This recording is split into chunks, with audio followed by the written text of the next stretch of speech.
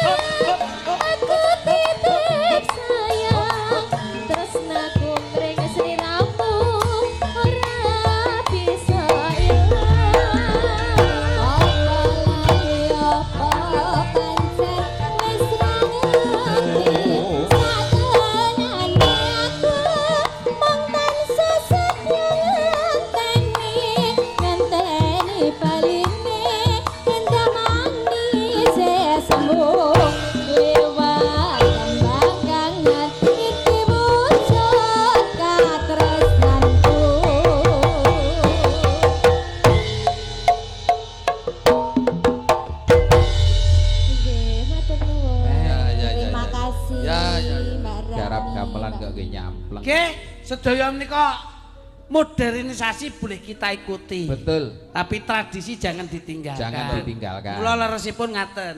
Nggih. Kula ingin Piyayi Ponorogo niku jembenaki kok Den. Nggih. Wong sabun iki kok ya melu. Tuh mau kene legakane wah jan. Ngetok-ngetoki nek golekne duit jajan sampean nek kene. Kita ini omah ra masak. Oh ayo kangen ki ngene iki wong yo. Nggih. Mawi panjenengan kagungan unek-unek dipun aturaken Gus.